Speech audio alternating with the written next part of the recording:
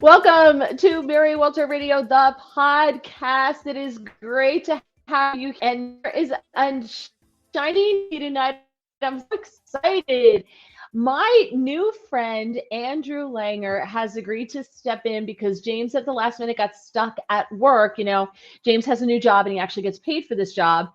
And he's doing training and stuff. And so he at the last minute texted me and I said, oh, who am I going to get to come in? And we had Christine on Tuesday. So I said, I'm going to see if Andrew would want to take us, join me on this. Yeah, and Andrew has a great podcast with his friend Jerry. Now tell everybody how to see your podcast. So it's actually, So we have I have the two podcasts, but one of course is Andrew and Jerry Save the World, which you can find on YouTube. Actually, you just Google, search on YouTube for Andrew and Jerry Save the World. You will find it also on Rumble. And then I'm also the host of a show called The Lunch Hour with the Federal Newswire.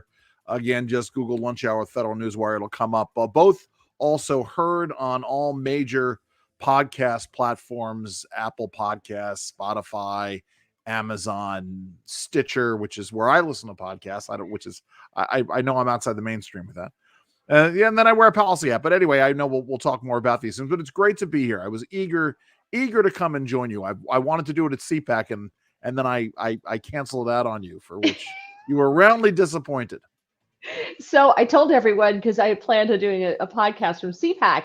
And so when I came back on Tuesday and I told them why there was no podcast on Thursday, I told them it was because some of the people who were supposed to be on with me, every single one of them canceled out. Well, that was me being the first one, and I appreciated your understanding. CPAC, every CPAC is different, and this CPAC was no different. I just, things get away from you at CPAC, as they are wont to do. Yes. Now Jerry is also, Jerry, oh dear Lord. And Andrew is also the reason why I went to CPAC. I told everyone that I went to CPAC because someone that I knew, through the radio world, I had heard of, and we had, communicated via LinkedIn through messaging and stuff like that. And I got an invitation from you when I was out in Idaho skiing to a dinner on the Wednesday night before CPAC started. And I thought, oh, that's really nice. I'm like, well, why would I go to this? And you and I went back and forth. And then I asked some friends, I texted them on vacation, like, you go to CPAC? And turns out everybody was going to CPAC. So I said, I'm going to go to CPAC. Let me see if I can get a room. If I can get a room, I'll make a reservation. Right. And then I got a room. And I was like, well, if I can get media credentials, and Andrew helped me with that as well, like what to do. And he was really super helpful. And they actually gave me media credentials. Hilarious. And so I went, and we got to meet. We went to the dinner that he invited us to, which I told everyone was about the Jones Act. Yes. We talked about, because it's a corporate dinner, so you got to do some corporate work in order to write it off. I get it. And it was actually really interesting, and I learned a lot. It was pretty cool. I really enjoyed it. So, well, we've been doing that talk radio dinner for a long time, and one of the problems, of course, is that you were on the radio in the morning for so long, so it made it difficult for you to attend this thing. And folks, you got to understand, Mary and I have sort of danced around each other in radio circles for a very long time. We've both known, at least I've known of you for a very long time. And finally getting a chance to sort of talk about stuff, both of us finding ourselves, we don't have to get into the details, finding ourselves no longer on terrestrial radio, at least on a regular basis. We could commiserate in that. But so I would say about 10 years ago, Jerry and I started hosting this dinner the night before CPAC for talk radio hosts. And it sort of, it originally was a very informal gathering, and then it slowly has gotten more and more formal. Different this year in that, we've always tried to do it inside the steakhouse at the Gaylord Hotel.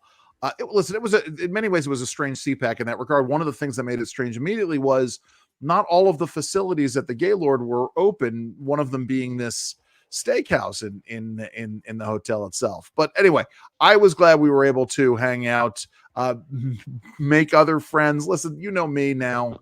I'm someone who is a facilitator. I link people together. I wanted you to meet some of the other folks in the radio world. And we did so, which meant we were successful. Well, if you watched the podcast with Jen Bukowski, I met Jen through Andrew. And I Yes. said, you were at that dinner, and that's how I met her. And so she came on the podcast as well, somewhere along the line.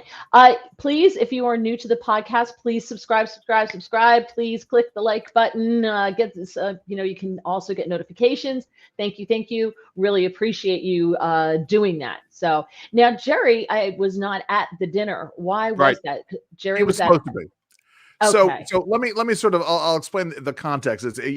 I cannot talk very much without mentioning Jerry Rogers, who's sort of been someone I've worked with in the policy world and someone who I've worked with in broadcasting for many years. Jerry is now the editor of Real Clear Policy, and as such, he does his radio show on WBAL, which is where I used to work, and he and I do this podcast together. But just like James, your regular co-host, Jerry's got a job, and that job details him away from time to time. And at the last minute, as we're sort of prepping things, Jerry calls me and says, "Hey, I may be late to the talk radio dinner. How important is it for me to be there?" I'm like, "Well, Gerald, I need my talk radio host there. You are currently on the radio, doing a regular show, so it would be good if you were there." And then he explains, well, he had to go to this other dinner, and it had to do with healthcare policy, and he really needed to be there. So Jerry went off and did that. The irony being, Mary, I don't even know if I told you this. I probably did. I was initially invited to that dinner, and the idea was, well, anyway, I knew I couldn't go because I had my thing, but the idea was Jerry was going to go to that dinner for an hour and then show up late because it started before hours, and I knew that was not going to happen. And so the funny thing is that our dinner is winding down, and I am trading text messages with Jerry. Hey, where are you? And Jerry's like, he kept saying, I'm leaving. I'm leaving in 10 minutes. I'm leaving in 10 minutes. And, an hour goes by and Jerry's not leaving his thing. And so we went, Mary and I went, and we hunted Jerry down and found him in the back room of a restaurant. And that was fun. But yeah, Andrew, this man who I've never met before, but I know through the radio world. So my husband's like, "Do you trust this guy?" I'm like, "Oh, sure." Have you ever met him? I'm like, "No, I haven't." It's the magic of CPAC. It's the spirit of CPAC. As I said, so I've worked with Jerry Rogers on and off since 1999, and so he is like a brother to me. And it was funny, Mary, because I was doing a podcast, one of the last iterations of a podcast in 2014, was supposed to be doing with someone else, and that person had to drop out of the whole podcast enterprise. And then Jerry stepped in as second chair, and we went on from there. And then that went a certain distance, and we decided to rebrand it as Andrew and Jerry Save the World, because why would Jerry do a podcast if his name's not on it? And so that's where we are. We've thought about, I don't know if I told you this real quick. We thought about changing the name. We're not going to, but we thought about calling it the Thinking Out Loud podcast, because so much of what we do on our show, right? Isn't that good? Yes. So much of what we do on our show is we think out loud. We sort of pose a question and then we noodle it through over the course of an hour and a half. But I think at least right now we're going to keep it at Andrew and Jerry Save the World. But if any of your listeners take the Thinking Out Loud podcast idea, we will hunt them down and we will. Well, I do highly recommend it. You guys are hilarious. They are so funny together. I got plunged into this back room at Bond 45 on the waterfront in National Harbor, which sounds like the beginning of like a murder mystery. But when we walked in, we ran into one of my former coworkers, Larry O'Connor. We ran into Kurt Schlichter. So there were a lot of people there that we knew. So I go in there and I meet this guy, Jerry, and your friend Mishi. And sit down. So we sit down, and you guys just like, boom, like clearly they're your buds. You've been good friends with them, but they were so nice and so welcoming to me. And I just felt like I kind of fit right in. They were so nice to me. Really a lot of fun. You did, because when we did our show the next day on Thursday, and again, go check it out, savetheworldpodcast.transistor.fm, or just Google Andrew and Jerry Save the World, especially the video. The Thursday, the day one, CPAC part one, we had Mary sit down, and we've made a decision on our show, and you already know this, Mary, that anytime Jerry and I have a disagreement, and we have disagreements, we're going to put you on speed dial and call you, and you're going to come in and tell us who's right and who's wrong. Because to her credit, Mary didn't just take my side on things, didn't take Jerry's side on things. Sure. She was very even-handed in these. And Jerry and I, we will get down to it. And there are times we will have we've had a couple of really nasty ones on the air. I can't even tell you what they were, but we'll get on an issue and it'll be something, and we don't argue all that much. We don't really piss each other off all that much, if I can say that on the air. But every once in a while we would do. I mean, with CPAC, it was as simple as, are oranges an appropriate snack to bring with you to CPAC? And Jerry, I said yes because I brought a box of oranges. Jerry said no. Mary took Jerry's side, and then that was pretty funny. And so well, that's because 2 stalls down from you, there were oh no, you guys had the chocolate chip cookies. Oh yes. I'm like, the chocolate chip cookies are perfect. The oranges are messy, and I had no idea who said what, but very, very fun. So I highly recommend everybody check it out. One other thing before we get into it, a couple things before we get into it, is what happened to Virginia in March Madness? What happened? Oh, well, listen, I'm frankly, I'm not sort of reeling from the Virginia aspect of it, though. I guess other folks have said you can count on Virginia to lose early on in the NCAA tournament. Right now, our home is mourning the loss by the College of Charleston in a real nail biter against San Diego State. I have a child who's a junior at the College of Charleston. They had a miraculous season. They went 29-3. They won their last 2 games. They beat Towson to make it into the tournament, and they really they're a 11 or 12 seed up against a 5 seed team, and they were really holding their own throughout the game. At one point, they came back and tied with like 2 minutes to go, and they lost by 5. So we're mourning that. It was a great game though, and the stories of this team. One of their forwards, Mary, came to the College of Charleston after having, no joke, his eyelid ripped off in a game. I know it's cringy. He played 1 season wearing an eye patch, and then there's another story where he had a car accident on his way to a game, and he used duct tape to tape up a gash in his leg, and I guess that was a football game. But the point is, tough player.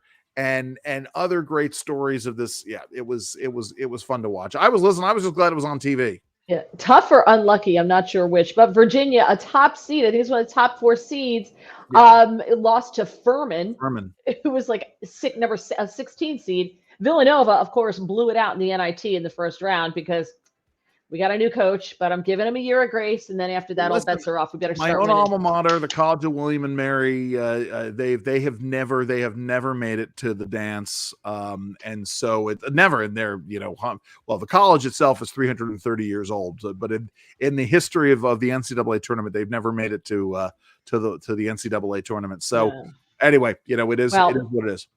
Joe Biden did pick Villanova women's basketball to win the women's NCAA. There you go. See, I'm pretty sure he didn't fill that out. Well, yes, and I was just going to say, would you really want him to? I mean, I'm given Biden's record right now. Yes. His pick for, I mean, he could have picked the Smith College ultimate frisbee team to win the NCAA women's basketball championship, and wouldn't have done the difference. Oh my God! All right, so one of our traditions here, I told you a little bit before the show, is we see who gets in first. There's a little bit of a competition between our regulars to see who gets in first, and the first one is Al coming in at 7:04.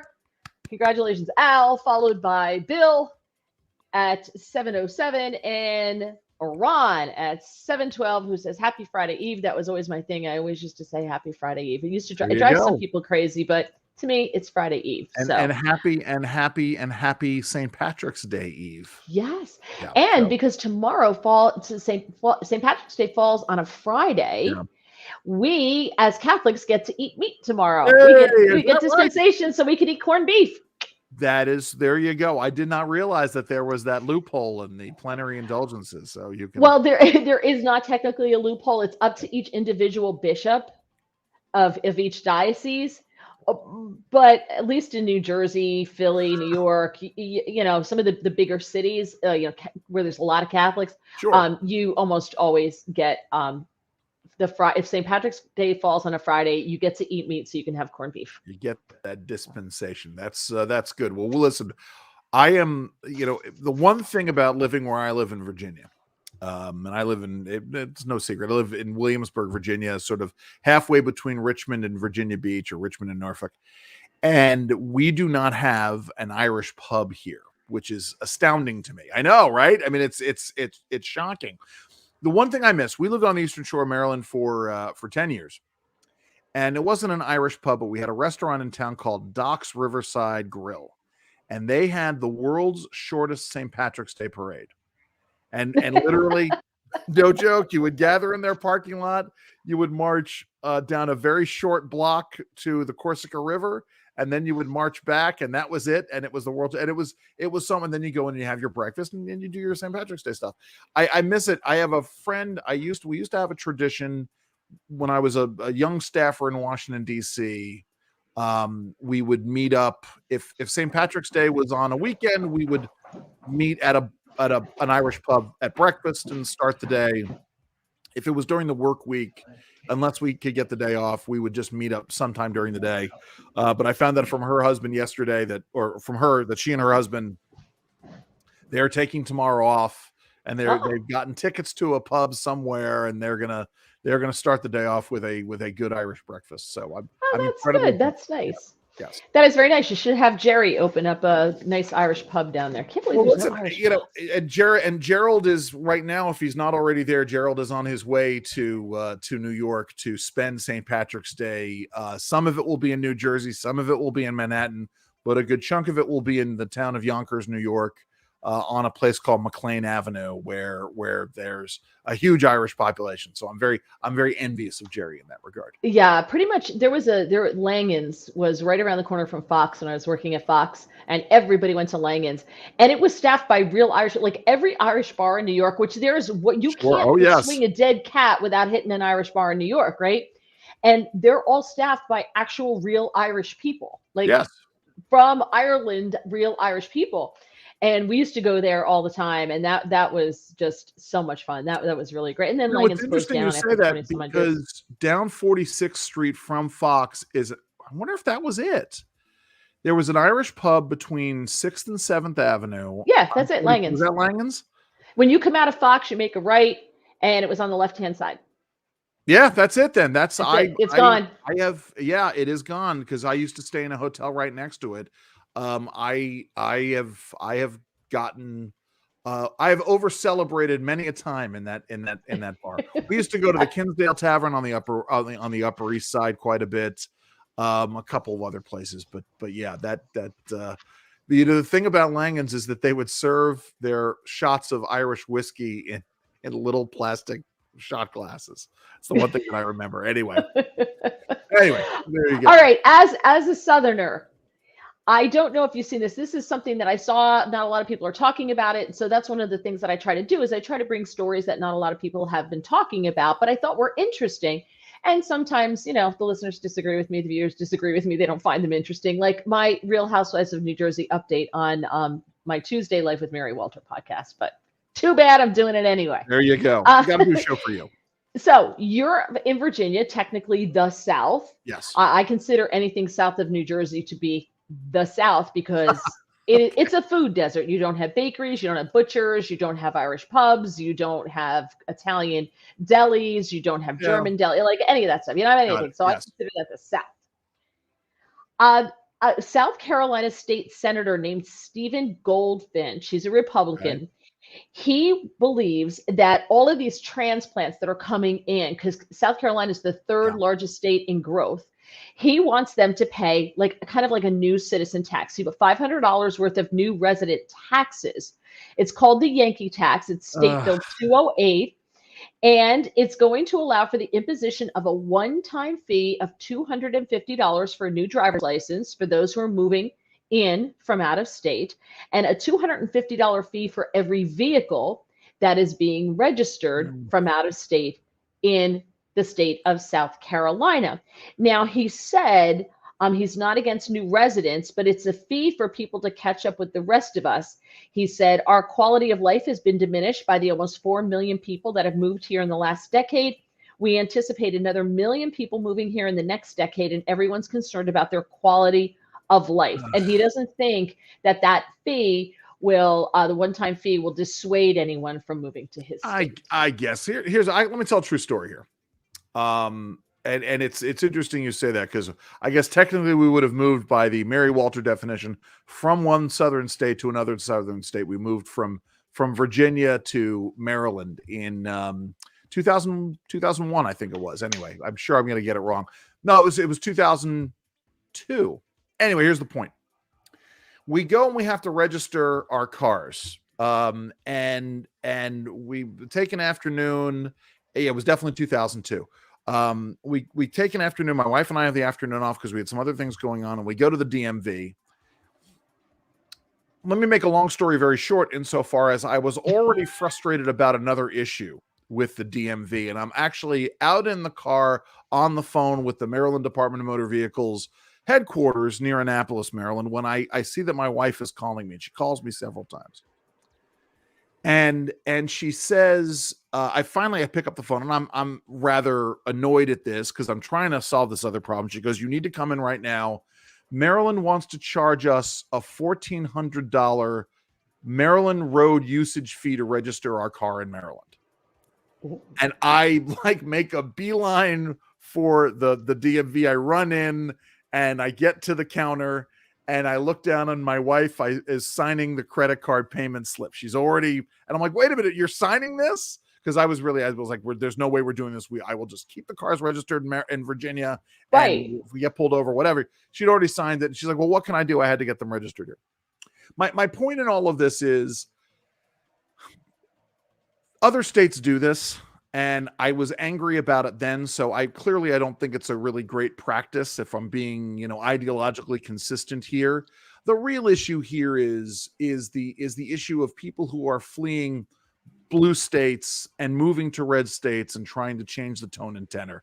And I get that and so it's along the same veins of folks who don't want to allow folks who move out of blue states, who move to red states, to vote for 5 years. And obviously you can't do that. Here's the reality, right? I mean, I get what he's getting at, but there are other ways to sort of deal with this. Some of it is to go out and actually, if you want to recruit the right people, go and recruit the right people and move to your state, right? People who are ideologically simpatico.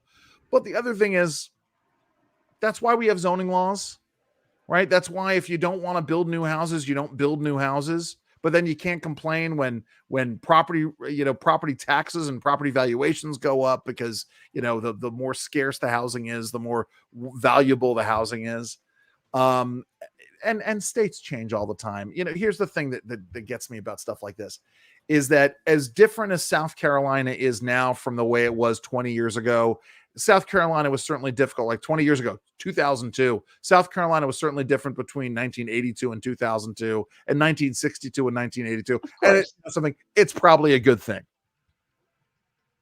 Okay, so I think they should tax the hell out of them, because I have to live with New Yorkers. We've been overrun by New Yorkers. They moved to New Jersey. They complain about everything, which I get is annoying, because when I was living in Maryland, I complained about everything. No delis, no diners, barren wasteland. I brought all my food from New Jersey, because everything is from whole paycheck, which I can't afford. And it's all, and you people think that Maggiano's is Italian food. Okay. Really so is. I get it. I understand that it's annoying. I understand that people do it, but Staten, Italy is not that far from New Jersey. They can hop right on over, go back to their doctor instead of complaining about the doctors here, right? If you really think it's that bad, if you can't get a D'Agostino's in New Jersey, you hop on over the border back to Brooklyn and you shop at your D'Agostino's. Fine. But don't come here and vote to turn the state blue, which they did. Shop at D'Agostino's when you have not one, not two, but several Wegmans, throughout the state of New Jersey, which is the gold standard of supermarkets in the end. No. Yes. ShopRite. Oh, yeah. World-class ShopRite in New Jersey. I love it. My husband has not had a fresh loaf of bread since we moved here, because I go to the day-old section like that where it's going to expire, wrap it up, put it in the freezer. We had a quiche tonight that was 30% off. And between the two of us, it fed us. It was $6.40 and they make it there at ShopRite. So it was $6.40 I for a like. lovely spinach and cheese quiche. And because I do not overpay, I am one of the cheapest people you will see on Well, the see, face of the that's planet. why I love Wegmans, because I shop. Wegmans is the only supermarket I trust to shop their store brand products, and I love my Wegmans store brand things. So I can listen. I grew up on with ShopRite and Pathmark, Shop and then Pathmark's Stop gone. and Shop came to where we were because that's a New Yep. England thing. But to me, Wegmans is the gold standard, and to the D'Agostino's, I say, fed to D'Agostino's. I agree with you there. It's not, listen, the whole point of D'Agostino's is that it's also not a real supermarket. It's like a cross between, it's like a bodega that sort of molted and grew a little bit. Al says, I searched for Polish food before I applied at the apartment in Florida, and I'll be surrounded by Polish food. Right. Yes, you do these things. Here's the thing. It's funny. Here's the thing that gets me is that we have, as I said, we're halfway between Richmond and Virginia Beach. There's kind of a Jewish deli in Virginia Beach. I'm sorry, kind of a Jewish deli in Richmond. There are a couple of them. There was a really great New York style, New Jersey style, we call it a kosher style delicatessen in Virginia Beach, and unfortunately, it closed in September. So I'm kind of How does bummed. it close? How does that go out of business? It's How? only because something. Sadly, the owner died, and his daughter was not capable of managing the restaurant, and they couldn't find anybody to take it over. And Virginia Beach is just a little too far for me to go and take over and own a Jewish deli. And there's already a Langer's Deli in Los Angeles, so we can't go down that road. Oh well, you couldn't just rename it a little bit, but anyway, I'm all for that. Of course, you've got people moving out of the red states, blue states, and going to the red states en masse. Okay. Hold on, Mary, before you move on. I mean, really, the whole bottom line here is that conservatives in these states need to do a better job of explaining to the transplants why it is that you're moving here and understanding the relationship between the quality of life here and the prevailing political wisdom, right? And this is the way we do things here. We do it for a reason. If you move here, this is what you're getting. So you're not going to get, right? You're not going to get corned beef and brisket in that way. You're not going to really get brisket outside of Texas anyway, but you have to understand you're trading X for Y when you come here. I'm sorry. There you go. Yeah. Yeah, no, I understand that, but it's very hard to have the conversation. We have that, with the New Yorkers who move here and they got Brooklyn written all over them. It is not hard to guess. But isn't that what Billy Joel was promising them when he's talked about moving out? Who needs the house out in Hackensack? Is that what you get for your money? Yeah. Well, they're here. They didn't listen to Billy Joel. Yeah, they did not listen to Billy Joel. And it's hard to have that conversation because they've never really lived in an area. Like some of them are very excited because I got a garage. Yeah. I got a garage. We never had a garage. And now I have a garage. And you know what? We got a yard. I got a yard. We're going to put a pool in. We're going to do this. We're going to do that. And then they come in front of the zoning board. And the zoning board's like, okay, you live 4 feet above sea level. And you can only cover 40% of your property because we need some place for the water to go when it washes over the town. And so, no, you can't put that in. And then, oh, my God, I can't believe this. They're very upset. So they don't get it. It's a different way of life for them. They don't understand it. They freak out when people look at them when you're passing them on the street and you say hi, and everybody's saying hello to each other. So we really need a camp of some kind when they get here. Kind of like a re-education camp. Yeah, okay. I mean, without the Chinese. How about an orientation? New resident orientation. Right. Yes. This is how you wave and say hi to people. And if someone lets you cross in front of their car, you say, thank you. Yes. Those that types you of absolutely things. do. Yeah. So we could do re-education without the Chinese. Yes. Ron says, shades of my song in WCTC about the Staten Island invasion. Ron, for those of you who don't know, is it kind of like I hate to say this, I want to say an idiot savant, but he knows what I mean with music. You can just say savant. He's a savant. He really is. He's so incredibly talented, writes songs, parodies, and he used to send them to me back in the day. I just want to fly over here, just to go over to Getter. I can't put those comments up on the screen. I don't read all of them just because it's a little confusing to people who listen on Spotify to listen to just the audio, especially if we've moved on. So I don't like to do it. Let's see. Scott wants to know, is the luck of the Irish a real thing? Now, Jerry's not here to answer that question. Jerry would say yes. I would say Irish history would prove otherwise. Good point. Yeah. He also says, I'd like to know who termed it a Yankee tax. I would assume that is the Bills sponsor who termed it a Yankee tax. He said in Kentucky, they're both rebels and Yankees. All right. This is Monkey Bop, I think it is. Having moved across the Mason-Dixon line multiple times, I'm too Yank to be a Reb and too Reb to be a Yank. Yes. I may resemble that remark. Yeah. He said, I was once accused of being Canadian. That's horrible. What a horrible thing. Who would say such a mean thing?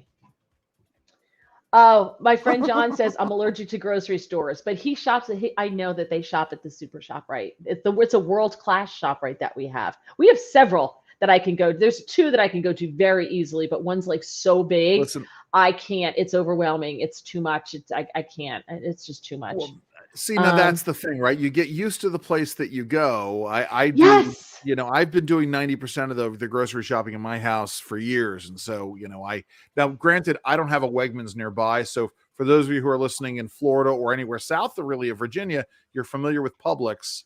So that's where I tend to do my shopping nowadays. And in fact, my sister-in-law to be, so my brother's fiance, we now we play a game with each other, because we now know this Publix so well that one of us will, or somebody else will throw out a product and say peanut butter, and we'll say, okay, it's on aisle 14. Okay. Yes. That is where I'm like Rain Man, is I can tell you where things are in the grocery store. Oh yeah, no, I can't do that. Let's see. Al says, make Yankees uncomfortable, they'll move. That's always the way it is. I mean, right? Right. That's the whole nature of this. Yeah, but you know what? They are so tenacious and stubborn, they'll win. Ron says he was the New Jersey editorial minstrel. So, okay, where would you like to go next? Do you want to talk about, is America on the brink of collapse, or do you want to talk about two journalists who drove cross country in an electric vehicle? Let's come back to America on the brink of. I think the fact that there are two journalists driving across America in an electric vehicle is a sign that America is on the brink of collapse. So the two go hand in hand. But yeah, let's talk about that, because I can only imagine what that car must have smelled like after that trip. Well, so here's the thing. I actually would like to see you and Jerry recreate this, because when I keep saying that they're hilarious. The two of them together are so entertaining and so fun. You have to check out the podcast, Andrew and Jerry Save the World, on YouTube. Just look it up. Very, very, very engaging and funny. I would actually pay to watch that if you guys videoed that and live stream it. You pitch it, we'll do it. I mean, it would start with the question of who would be driving, right? Because that's half the fun, is watching the two of you fight over who drives. Yeah, because I would say that it would have to be me, and then it's the whole issue of hotel rooms, and I don't like sharing hotel rooms with people, and Jerry thinks that that's weird that I don't like sharing hotel rooms with people, which, by the way, is a huge CPAC debate. It's like, anyway, let me tell you, it's a true story. Somebody we worked with at the Competitive Enterprise Institute, which is a think tank in Washington, D.C. This is probably almost 25 years ago. And we were going out to a conference in Las Vegas, Nevada, as opposed to Las Vegas, California. I don't know. But the point is, this scholar who was the human embodiment, remember Grimace from Ronald McDonald Land? Of course. Okay. This guy was the human embodiment of Grimace, and he was insisting that he was going to share a room with me at this hotel. And I got out there about, I would say, 4 hours before he did. And I went to the craps table, and I won enough money at the craps table to pay for his room so that he cannot stay with me. That's the lengths to which I was willing to go. I don't know. I'm just weird. I don't like people staying in my hotel room. It's very strict. Well, yeah, I understand that. I mean, at CPAC, I wound up in a room with 2 queen beds. They didn't have any more king beds, so I got 2 queen beds. And I almost wound up with Gail Trotter as a roommate. Because we went out with Stephanie and Jen, who Andrew introduced us, and the 4 girls went out. And Jen and Stephanie can drink a lot more. Listen, Jen and Stephanie are getting ready to go to Reason Weekend this weekend, and more power to them. For those of you who are not familiar, the Reason is both a magazine, right, and a website, thereason.com, and then there's the Reason Foundation, which is a public policy organization. Very libertarian to the point of being libertine, And I can only imagine the damage that Stephanie and Jen are going to do at this event. They're going to have a lot of fun. Yeah, they're very, very, very fun. But now you can see. My husband, by the way, was leaving before, and he said to thank you for keeping me out of trouble at CPAC. Yeah. There you go. Yes. So, all right. So one of the other things is very quickly, whenever Andrew says, long story short, oh yes, buckle up, because he never tells a short story. He had us standing outside in the freezing cold. Neither Jen or Stephanie had on jackets, and he's like, 30 seconds, 30 seconds, just 30 seconds. And this story went on and on and on. It was the story of Elizabeth. That was the story of my departure from WBAL. That is not a short story to tell. And yes, I took advantage of the moment to tell it in the cold at National Harbor. Yes, you did. So, journalist driving across country. There are two YouTube personalities, Roman Mika and Nathan Adlin, and they decided to do their own version of the Cannonball Run. Okay. So the Cannonball Run was in the 70s, and it went coast to coast, and you would see how fast you can make it, because this was in protest to lowering the speed limit to 55 in order to save gas on all the highways, so you would see how fast you could do the Cannonball Run. And they made a movie with Sally Field and Burt Reynolds, right? Well, Burt Reynolds, it was Sally Field was in Smokey and the Bandit. Cannonball Run was Burt Reynolds and Dom DeLuise. Yes. Wow, how did I get that's a weird mix up? No, because Sally they're both Field and Dom. There's both a time limit, and it's about cars, right? So Smokey and the Bandit he's in, I'm going to butcher this. It's either a Trans Am or a Camaro. I think it's a Trans Am, and he has to get these. He's running rabbit to get the Coors beer east of the Mississippi for his anyway, and then so the Cannonball Run, of course, is an offshoot. I think it was a fictionalization of something called the Gumball Rally. And that's something that still goes on. In fact, the guys at Jackass did the Gumball Rally in Europe, and it's a fascinating thing to watch. Anyway, I'm sorry. So they did their own Cannonball Run in an electric vehicle. Right, in an electric vehicle. So they had said, first of all, the first change for the Cannonball Run is it would not be illegal. It was going to because in the 1970s movie they disregarded traffic signals and rules of the road and everything else to get the best time. Right. So they obeyed the rules of the road, and they did it in an electric vehicle. When it was all done, he said, "I'm so glad it's over." A 46-hour and 46-minute trip from Orange County, California to Orange County, Florida. Okay, that's interesting. Yeah, he said, "I don't want to ever do this again." It was a 2,500-mile trip, and they did it as a fundraiser for a children's charity. And they used a Hyundai Ioniq 5. Okay. So they said driving an EV presented what they called unique challenges, such as having to balance speed against battery drain, navigating charger deserts in the more rural area parts of the country.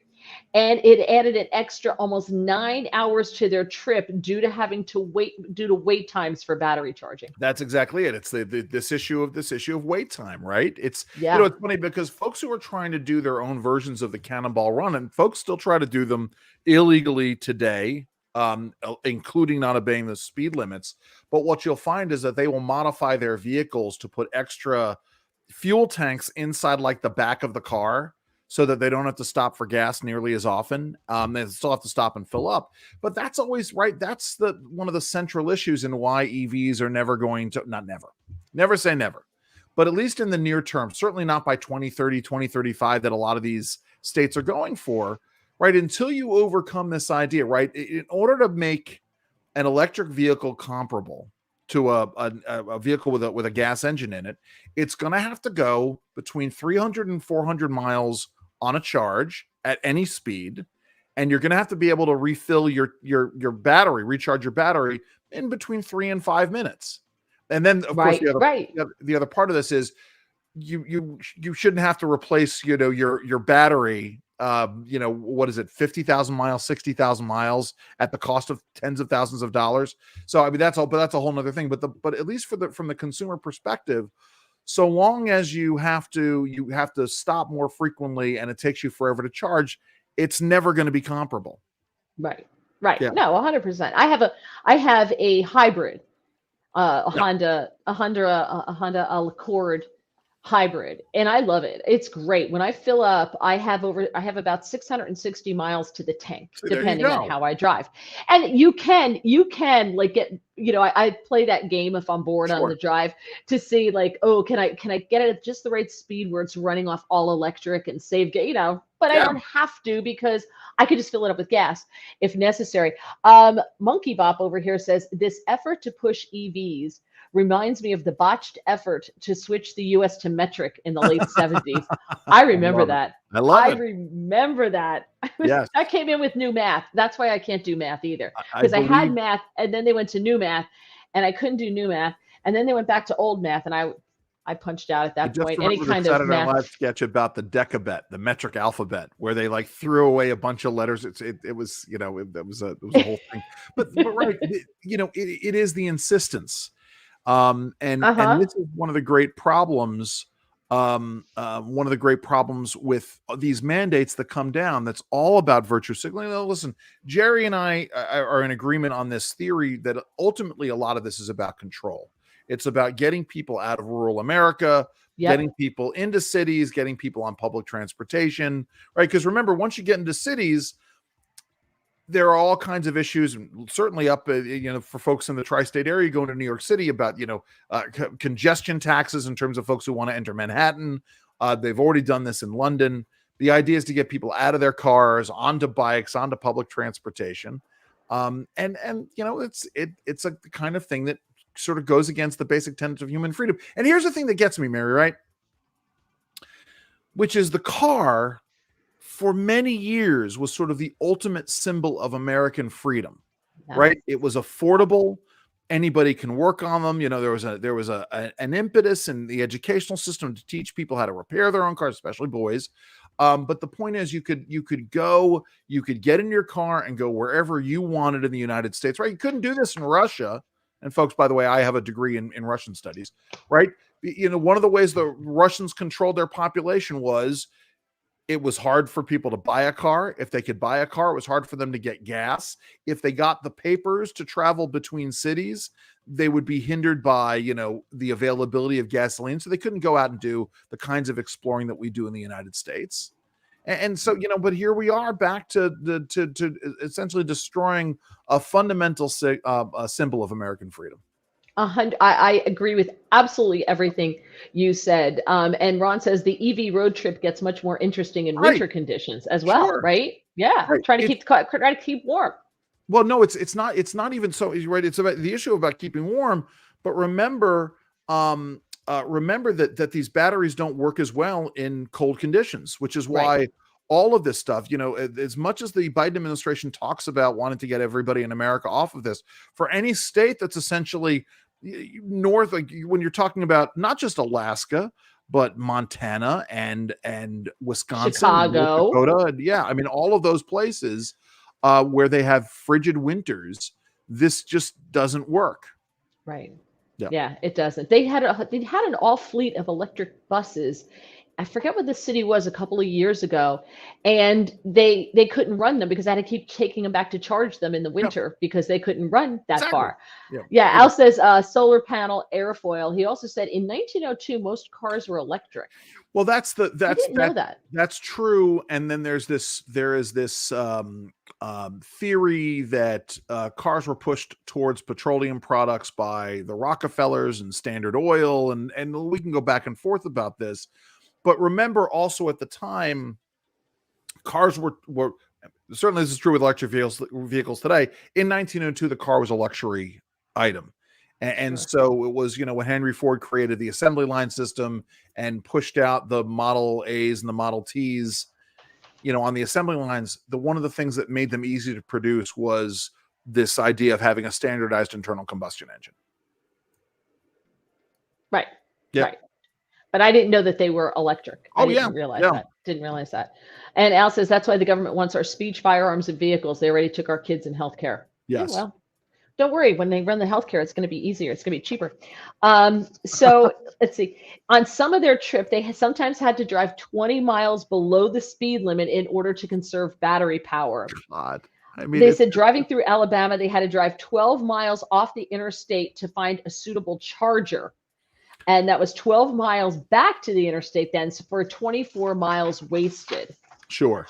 Yeah. Yep. Yeah. He mean, said, listen, go ahead. No, go ahead. They said.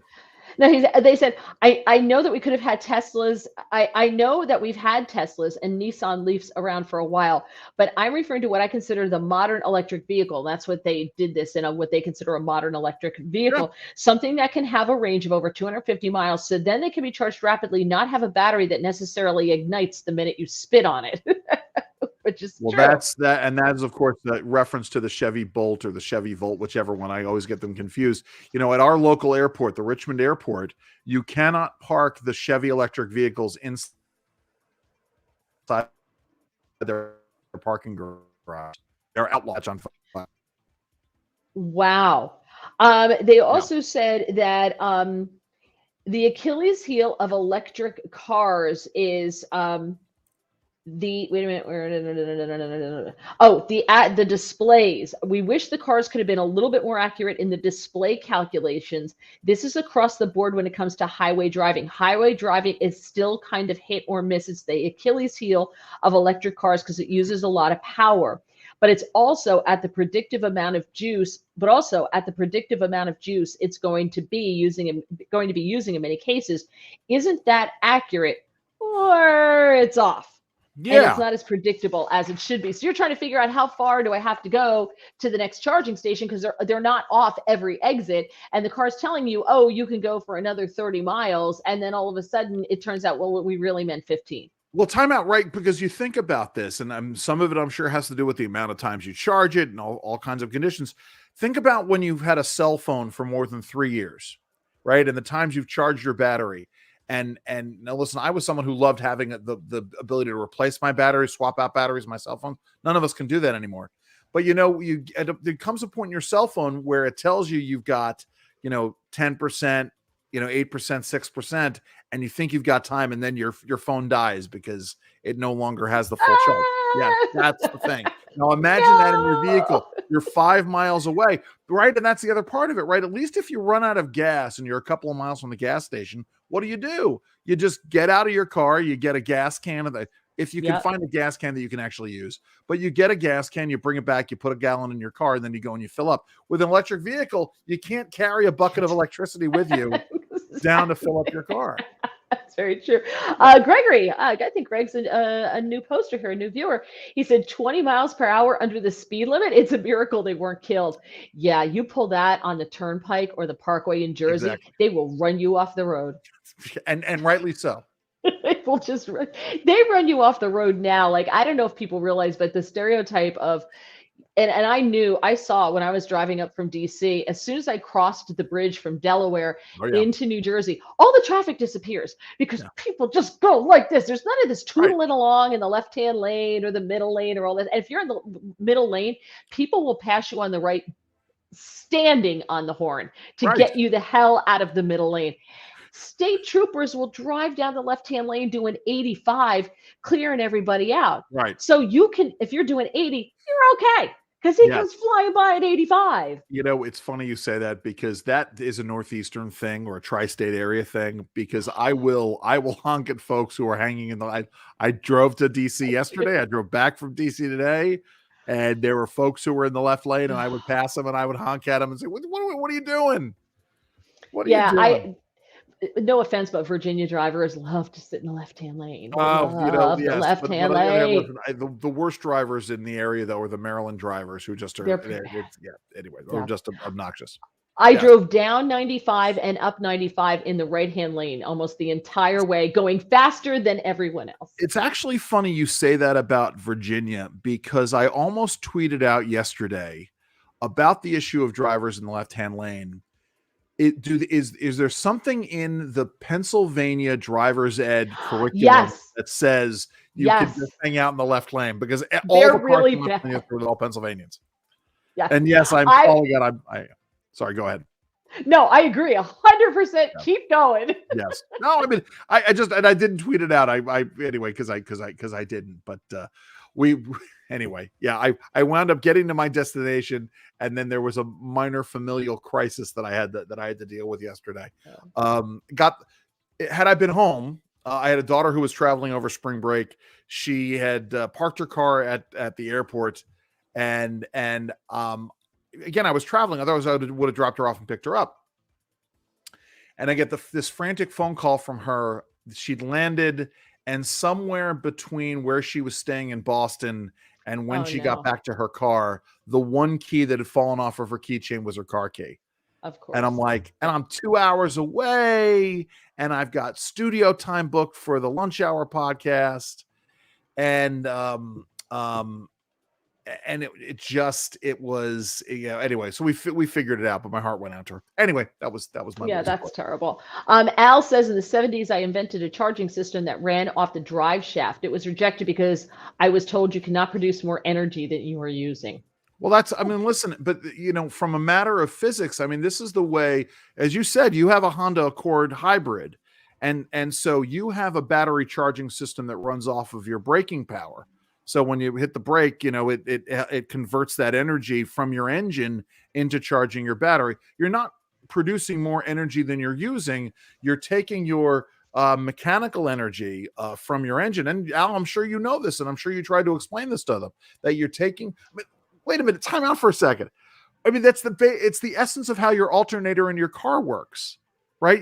Alternator. I'm sorry. Am I over your head here, Mary? No, that's okay. You're on a roll. Go. So an alternator is something that there's a belt that is connected to your engine.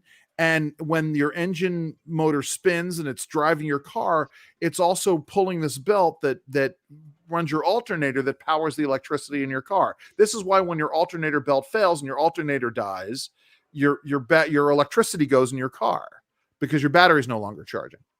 So, I appreciate what Al says, but it seems to me, I like the fact that it's coming off of the drive shaft, but I don't know why they would have said that when that's the basis of the alternator technology. Maybe I'm missing something. Yeah, I got nothing. I heard blah, blah, blah, alternator, blah, blah, blah, blah. Welcome to Car Talk. I'm your host, Tom and Ray Mayatsi. Now I know how the listeners feel when Christine Flowers and I do the Real Housewives of New Jersey wrap up on Tuesdays. I get it. So James is not a car guy, huh? Not that I'm a car guy. I just, I've had alternators die on me, so I understand how they work. Ron says the DC Beltway in snow is total insanity. Been there, done that. The DC. I was in DC for one winter when we got some snow. We got, I kid you not, like an inch of snow. And I didn't know how much snow was outside because I'm on the 14th floor of an apartment building, and I had to get up at 3 o'clock in the morning, be at the station at 4. And so I called my co-host, who drove the biggest truck that I've ever see. Why in DC? I have no idea, but this big, pickup truck, right? Huge. And so I called him and I'm like, hey, how are the roads? Oh, they're terrible. They're terrible. You should walk in. I'm like, you're gonna leave your car is parked right outside the city. Can you drive the 4 blocks and pick me up?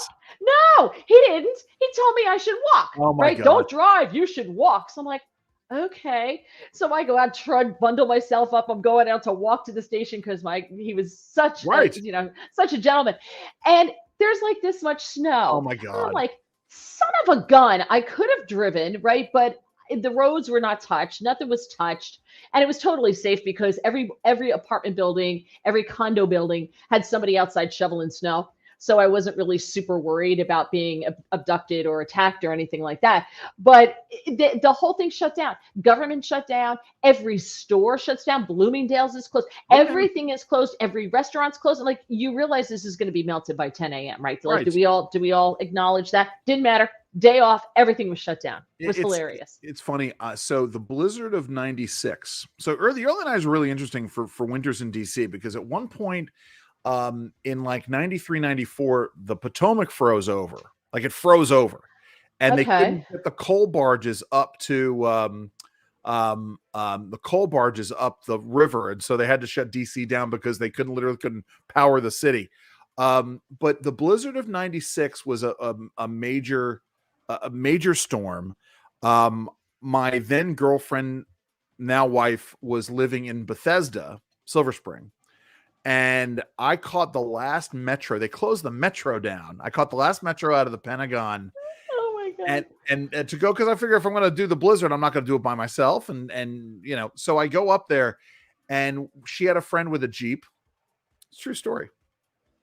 And I get to the metro station in Bethesda, or frankly, the medical center, Bethesda, and they're on their way, but they go a different direction. They go one direction. I decide I'm going to walk. I'm going to meet them halfway, but they came up a different road than I walked down. So I walked all the way back, however many miles to her apartment it was in the snow. I get to her apartment and the phone's ringing, and she's like, "Where are you?" I'm like, "I'm in your apartment." They driven around, and it was fun. That was, yeah. How much snow did they wind up getting? I think that was, I want to say it was like something on the order of like 3 feet. I mean, I could, Oh, Jan, wow. how much snow? Blizzard of 96. 3 feet or so. Yes. Wow. Okay. I give you that. But working in an industry in which I'm considered essential personnel, and having a husband who works in an industry where he's essential personnel, we don't get snow days. So yeah, listen, I don't know what those are. So it's funny, at least here, I can guarantee we're never going to get any more snow in Virginia, because I bought a vehicle a couple years ago. I had to go fill in for Laura Ingram, and there was a snowstorm that came in, and I decided to drive up to DC the night before. And I didn't have a 4-wheel drive vehicle, and I'm driving in my minivan. I was a minivan guy. I love my minivan. And it was a harrowing trip between my house and the interstate. Took longer to get to the interstate than it did to actually get on the interstate and get up there. But I bought when my van finally died, I got a vehicle with 4-wheel drive specifically for that kind of a purpose. And I haven't we've had to deal with little storms here and there, but I haven't had to deal with major snow. So there you go. You're welcome, Virginia.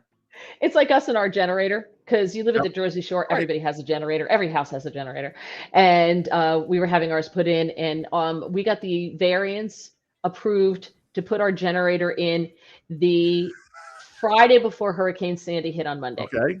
So we did not have a whole house generator. We just had our regular generator. But now that we have a full home generator, it's a big thing. Sits in the backyard on a big pedestal, so the water can go under it. Sure. And the whole house, and it's natural gas. And I'm sure someone's going to want to disconnect that, but it's natural gas. And we've never really had to use it ever since. Once we put it in, and you went through all that trouble. Never going to go out in front of the zoning board. We need our generator. Anyway. Well, we just wanted to move it because it was going to be really close to the house. We wanted to move it into the setbacks. Sure. And so we went to our neighbors, and our neighbors all around us on that side said, yes, we love it, because we've had we had plug to put on the outside of it so that they can run extension cords to it if need be. And they don't see it, because if it was in our backyard, they would see it from their backyard. So this way they don't see it. So it's funny because we don't lose power very often here. We do on occasion. And I know I now can tell when it's the whole neighborhood that lost power instead of just our house, because I'll go outside and I'll hear our neighbor's generator is on. And that's how I know it's not our fault. I didn't do anything wrong. It's right. Over here, let's see, on Get Our Monkey Bob says, I was driving in heavy snow in my Subaru and realized I was doing 65 and a 55. I slowed down because I had a tank of medical grade CO2 lying next to me and didn't want to explain. There you go. Nice. I like that. That's funny. So you know what, we got a bop. We'll just have to talk about the brink of collapse of America, the collapse of America, another time. This was so much fun. Just everybody, tomorrow I got to go because I have to prep for a whole show for tomorrow. I'm in for Rob Carson on the Newsmax Radio Network, noon to 3 Eastern. You can search for WCBM on TuneIn, because that's his home station, or you can go to WCBM online and listen that way as well. And don't forget, Andrew and Jerry Save the World on YouTube, and your radio show is on WCBM as well, right? Well, when I fill in on occasion on WCBM. I'm filling in on your old station on occasion, filling in for Steve Gruber. Mary and I are both doing a ton of fill-in work. But listen, I tuned into Mary today on CBM in for Rob Carson, and she did a great job. So please go and listen to that. But the other show, the Lunch Hour podcast, Lunch Hour with Federal Newswire. This week's episode is fantastic. I talk with a guy named Paul Post. He's a professor from the University of Chicago. We talk about Ukraine and the Russia-Ukraine conflict 1 year in. Go and check it out. All right. And you can follow Andrew on Twitter. I'm looking him up right now. Andrew underscore Langer, Exactly. Langer. Check him out on Twitter. Thank you. Thank you, my friend. I really, Always. really appreciate you. You are the best. And thank you to everybody. We will, of course, Tuesday, Life with Mary Walters, same time, watch the same way. The audio from this will be on Spotify or Apple within 24 hours. I promise. Have a good one. Thanks, guys.